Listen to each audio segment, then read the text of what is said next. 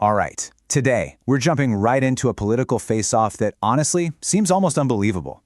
We've got two sworn enemies, people who have been throwing public threats back and forth, and now they're about to meet. Let's get into it. So, the whole story we're looking at today revolves around this one single event. Inside the White House, two people with a very public, very hostile history are scheduled to sit down together. You know, this isn't your typical political meeting. This is high-stakes drama, and it's happening for the whole world to see. So why is this particular meeting between Donald Trump and Zohraan Mamdani such a big deal? Why is everyone from New York to New Delhi paying attention?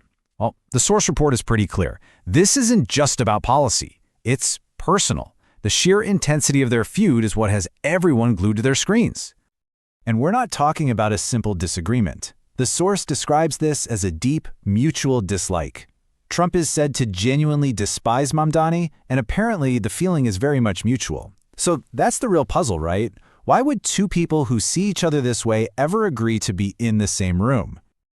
Okay, so to really get a handle on what's at stake here, we have to rewind a bit and look at the history between them.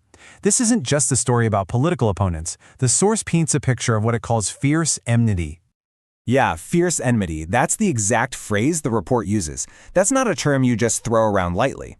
It points to something much deeper than a rivalry. We're talking about a real hostility that has been fought out in the open, with very public threats and insults.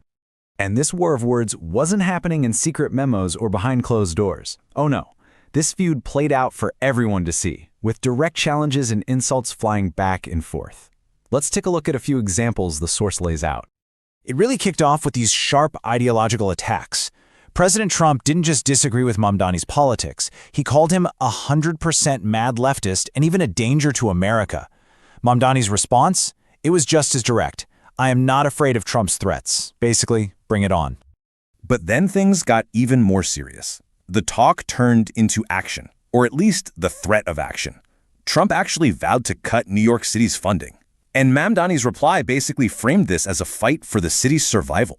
And the feud also became a battleground for national policy, especially the hot-button issue of immigration. At one point, Trump threatened to have Mamdani arrested over potential policy changes.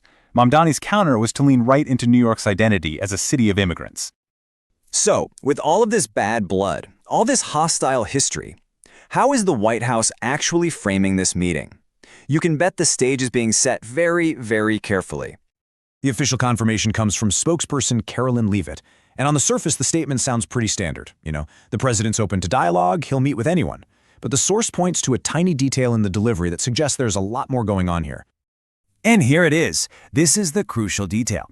The report specifically points out that she said this with a cunning smile. A cunning smile. That's not a detail you include by accident. It hints that there's a whole other layer to this, a political strategy that isn't in the official statement. And that little detail matters even more when you consider how Trump himself sees his spokesperson. He's called her very smart. He said her tongue runs like a machine. So that smile, those words, you can bet they were chosen very, very deliberately. So you put it all together, the fierce enmity, the public threats, that cunning smile, and it all leads us right here to the central mystery of the whole affair.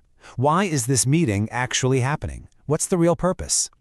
Whatever the reason is, the source speculates that the meeting itself is going to be incredibly tense. The report warns that the temperature in the White House could get very hot, which pretty much sets the stage for some serious fireworks.